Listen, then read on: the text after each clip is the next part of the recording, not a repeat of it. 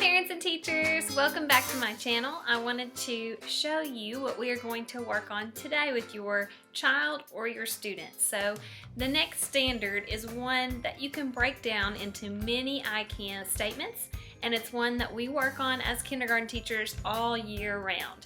And while some students are at different levels of this standard, it's still one that they can all work on. I'm going to show you how to do that and what your child or your student should be doing.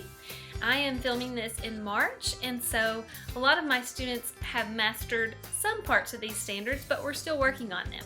And so let's get started. The first one is I can recognize and name all capital and lowercase letters. And by the way, we want to be able to do that with fluency. It's not something that we want to take a lot of time to recognize the letters. And students need practice with that. So your child may know the letters, but they may need to learn to say them a little bit quicker. You probably have some flashcards at home that you can do this with. So try making it a little more fun for your kids. You can play memory with some of the flashcards. You can have them pair capital and lowercase letters. If you don't have flashcards, you can write them on a piece of paper and cut them up or use index cards. There's lots of ways to make this engaging for your kids. I also like to hide the letters around the room and have my students go look for those. You can turn all your flashcards over and put a little extra piece of paper under one of them. That means they might get a piece of candy when they get to that letter. Just think of ways to make it more game-like so we're not doing so many worksheets and anything that might be too boring for them. I actually like to start with another standard first, and that is that I can produce the letter sounds of all letters. So it sounds very similar to the other standard, except this time we're working on sounds. It's more important to me as a kindergarten teacher that my students learn the sound first.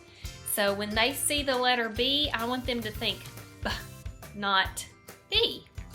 So what I want them to think of first is A, not just A.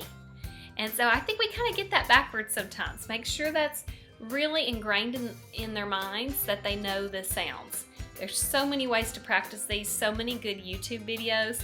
I happen to love Jack Hartman's videos, and we like to watch those and practice letter sounds.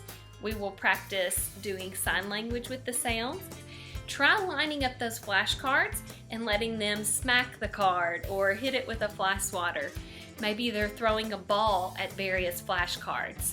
And when they get to that flashcard or piece of paper that you have set out, then they have to say the sound. Maybe they can think of a word that begins with that sound or ends with that sound. If you feel like your child is really advanced in this, maybe they're just working on the vowels and thinking of words with that medial vowel. There's so many ways that you can find to differentiate this standard. All right, the next one that we're going to work on is I can form capital and lowercase letters of the alphabet. So just writing their letters. They need to practice writing their letters as capital letters and lowercase letters. Really emphasize to your children about using lowercase letters most of the time and when they need to use a capital letter. Usually at the beginning of the year, if students know their letters or how to write them, they will use all capital letters. So that's something that we really work on, is using lowercase letters when it's appropriate. Talk about how to hold the pencil and how to always begin their letters at the top and go down instead of starting on the bottom. So I see that a lot with children trying to start their letters at the bottom. Always begin at the top and go down. Now this one is very similar, this next standard.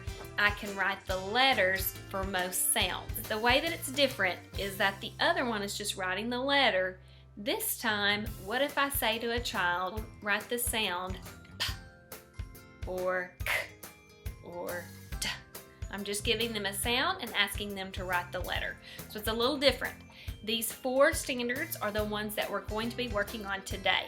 But this is something you could work on every single day with your child.